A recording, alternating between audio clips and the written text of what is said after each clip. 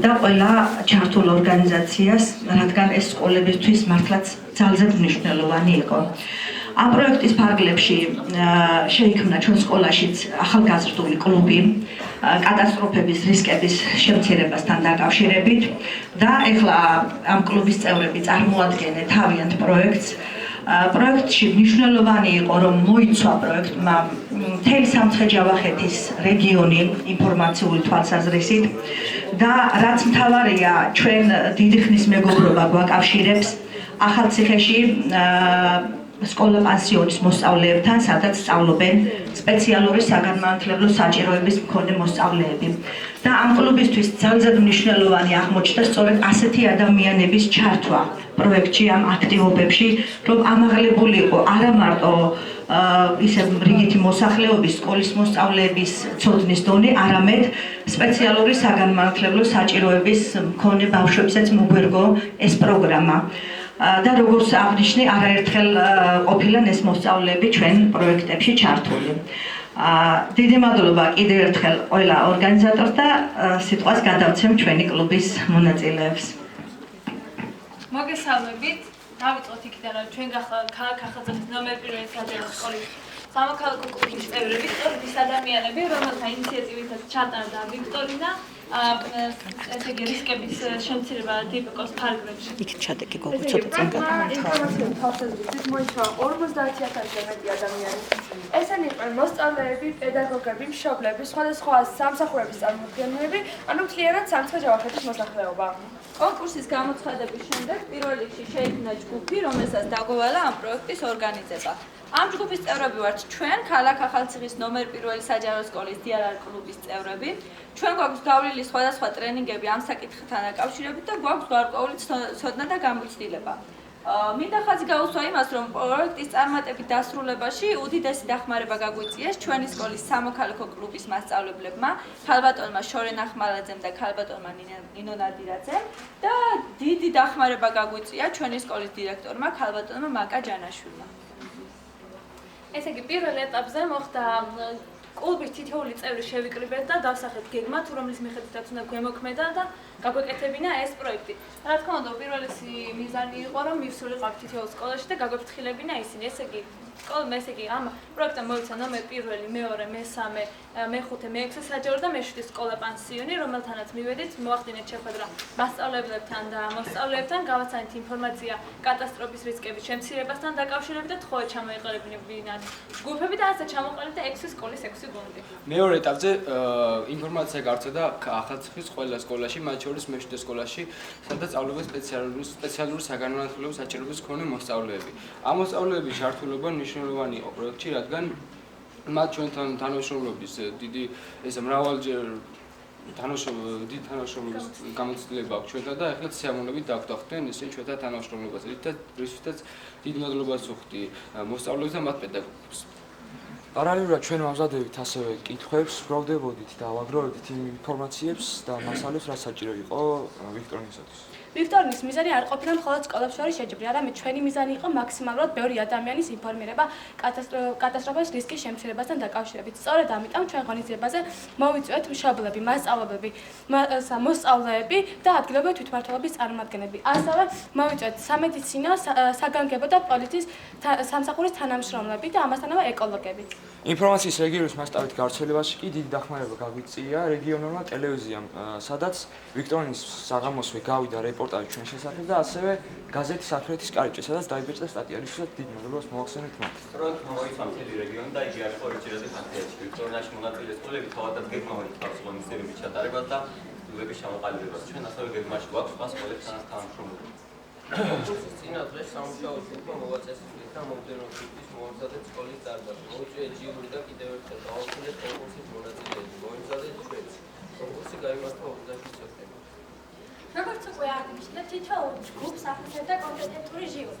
ჟიურის წევრები იყვნენ ჯანდაცვის, სკოლის საპატრულო ორგანიზაციის, ადგილობრივი თვითმმართველობისა და გარემოს დაცვის თანამშრომლები.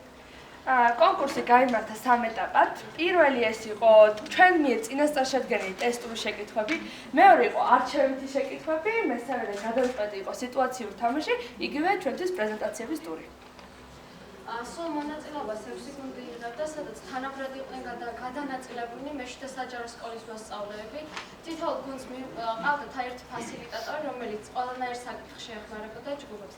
ასევე მე-7 საჯარო სკოლის მოსწავლეები აქტიურად იღებდნენ მონაწილეობას ყველა სახის აქტივობაში, გვეხმარებოდნენ პასუხების გაცემაში და ასევე გვეხმარებოდნენ შეკითხვების ამორჩევაში მეორე ტურში. პირველ და მეორე ტური შედგებოდა კითხვებისგან, რომელიც ფასდებოდა თითო ქულით და აფასებდა ჟიური, ხოლო მესამე ტური იყო სიტუაციური თამაში, რომლის შეფასებაშიც ჟიურს დაეხმარა აუდიტორია. მათ ერთად შეაფასეს თითოეული პრეზენტატორი და ამ კონკურსში გაიმარჯვა ნომერი პირველი საჯარო სკოლის გუნდმა. თითოეულ მოსწავლეს გადაეცა სერტიფიკატი. რა თქმა უნდა, ეს პროექტი არ ყოფილა ერთჯერადი, მას მაშინვე მოხდა ბევრი გაგრძელება. ათექი შენ გაგრძელება. ჩვენი სკოლის მეხუთე კლასთანმა გადაწყვიტეს გაეკეთებინათ ხანძრისგან თავის ხანძართან როგორი ნავადიოდათ ხანძარს თავი და რამაც ძალიან დიდი გამოხმაურება ჰყვა სკოლაში. ჩვენ მეხუთე კლასელები ჩავერთეთ ამ პროექტში. ჩვენი პროექტი იყო ხანძრის პრევენცია. მოგესალმებით, მე გახლავართ ახალციხის პირველი საჯარო სკოლის ქართული ენისა და ლიტერატურის მასწავლებელი, მეხუთე კლასის ხელმძღვანელი მზია ელიაშვილი. როგორც ჩემო ბავშვებმა მოგახსენეს, ჩემი აქტიური მეხუთე კლასელი. ჩვენ ჩავერთეთ შევერთით გაგრძელება ჩვენი პროექტი ამ პროექტისა კატასტროფების რისკის შემცირების შესახებ. ჩვენი კლუბის მოსწავლეები აქტიურად ავრცელებდნენ ინფორმაციას, გარდა ამისა ჩვენ ჩაგვიტარდა ტრენინგები და სურვილი გაუჩნდათ ჩემს პატარებსაც, რომ მონაწილეობა მიგვეღო ამ პროექტში და პროექტის შევარჩიეთ ჩვენ ხანძრის პრევენცია. მიზნებად გავისახებ მოსწავლეების გათვითცნობიერება ბუნებრივი კატასტროფის ხანძრისა და მისი რისკის შემცირების შესახებ, მოსწავლეების მეშვეობით ხანძრის რისკის შემცირებასთან დაკავშირებული მნიშვნელოვანი ინფორმაციის გადაცემა საზოგადოებისათვის, ხანძრის მიმართ მოსწავლეებში მდგრადი ქცევითი კულტურისა და სასიცოცხლო უნარჩვევების ჩამოყალიბება. პირველი ეტაპი ასე დაიწყო. ბავშვები დაიყვნენ ჯგუფებად, მათ შეიმუშავეს კითხვები და დაიწყეს გამოკითხვა საზოგადოების. სულ 30 რესპონდენტი გამოიკითხა 9-დან 75 წლის ასაკამდე. შემდეგზე სწრაფად. კითხვების მიხედვით მოსწავლეებმა დიაგრამები შეავსეს.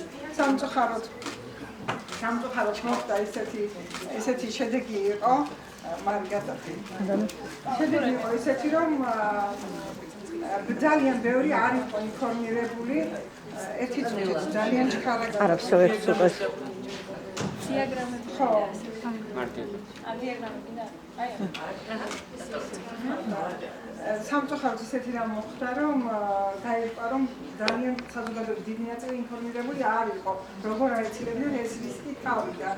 ამიტომ ჩემმა ბავშვებმა დაიწყეს გამოკვლევა, მშობლების დახმარებით, რადგან ასაკი პატარა, ინტერნეტ საიტებიდანაც მოიწიეს რაღაც საკითხები, რაც აინტერესებდათ, ასევე ესტუმრენ სახანძროს მეხანძრეებთან მათთან საუბარში ძალიან დააკმაყოფილა მათთან საუბარმა მათი შეკითხვები და ამის შემდეგ მათ ახლა ის ჩართემ ეს გადადით, მაგრამ ის ფლეშმობი ჩართემ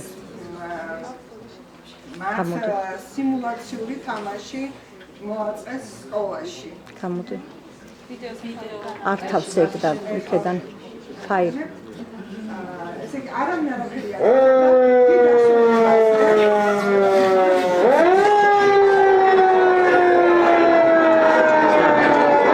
დიდი დასვენებაზე ბავშვები მოუწოდნენ ყველას, რომ გამოსულიყვნენ მეორე სართულის დარბაზში, ყველა გამორბოდა, არ იცოდნენ რა ხდებოდა, ძალიან ბევრი ბავშვი შეგროვდა, არა მარტო ბავშვები, მასწავლებლებიც დაყურებულები რა ხდებოდა, არავინ არ იცოდა და მათ უეცრად დაიწყეს ცეკვა და თავიანთი მოქმედებით უნდათ მათ ეთქვათ საქმელი, რომ როგორ უნდა მოიქცნენ ადამიანები, როდესაც მათ ასაცმაზე ცეცხლი წაეკიდებათ. აი ამის შენება უნდათ და ისეთი ოვაციები დაიმსახურეს ბავშვებმა, რომ ალბათ არასოდეს არ დაავიწყდებათ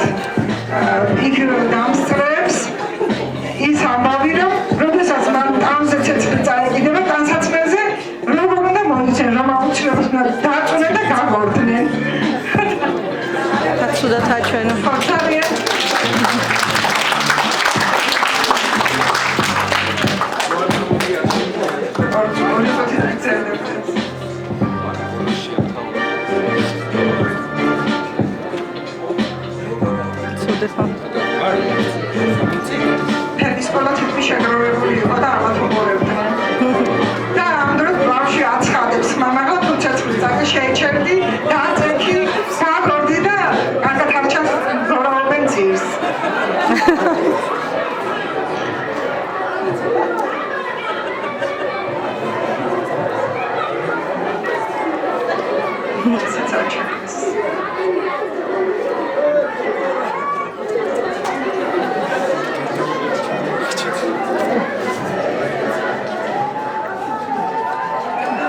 ასეთი ოვაციები გამოიწვია მათმა ფლეშმობმა, ეგრესა და მონა ფლეშმობ.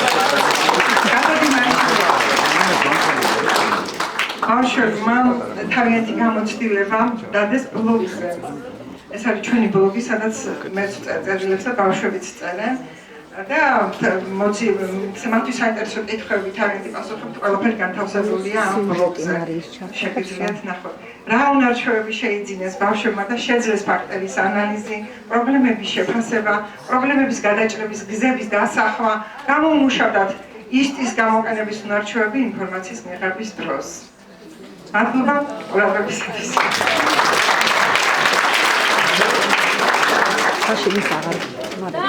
ეხლა შევთავაზეთ ვიდეოს, რომელიც იყო მე-9 წელიწადში გასული. თან ღონისძიებასთან დაკავშირებით. კატასტროფების რისკის შემცირების საერთაშორისო დღესთან დაკავშირებით ახალციხის პირველ საჯარო სკოლაში სამოქალაქო კლუბის ინიციატივით კონკურსი გაიმართა. მაშინ მონაწილეობა ქალაქის ყველა საპილოტე და მე-7 საჯარო სკოლის მოსწავლეებმა მიიღეს. ღონისძიება სამრავლებლად ჩატარდა. გამარჯვებული გუნდი პირველი საჯარო სკოლა სპეციალურმა ჟიურიმ გამოავლინა. მომდევნო ადგილი მე-5 სკოლის გუნდმა დაიკავა. გამარჯვებულ საჩქრად სიგელები და პრიზები გადაეცა. კონკურს ახალციხის რაიონული სამმართველოს უბნის ინსპექტორ გამომძიებლები ადგილობრივი თვითმმართველობისა და სამშობლო სამსახურის წარმომადგენლები დაესწრნენ. ახალციხის სამოქალაქო კლუბმა პირველი საჯარო სკოლის დირექციასთან ერთად საქართველოს მასშტაბით 10 საპილოტე სკოლა შეარჩია, რომლებმაც სასწავლო დაწესებულებებში სხვადასხვა პროექტები განახორციელეს. სამმავლოდ უპირატესობა იმ სამ სკოლას მიენიჭება, რომელმაც საუკეთესო პროექტი წარმოადგინა. ფინალი თბილისში 13 ოქტომბერს გაიმართება.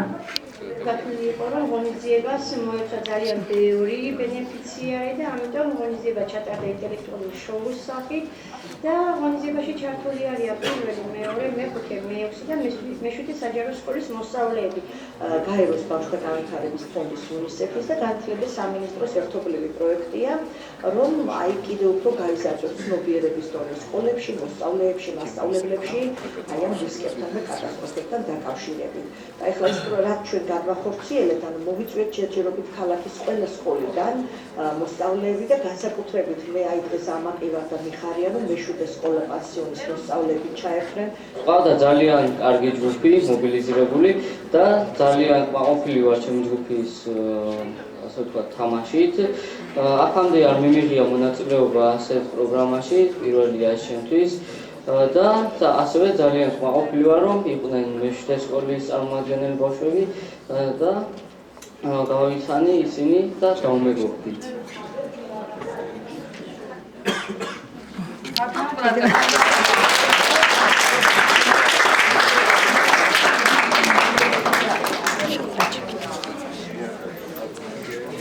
ძალიან დიდი მადლობა ახალციხის ნომერ 1 სკოლას. ყველას ვინც გვერდით ედგა ამ ბავშვებს ესეთი არაჩვეულებრივ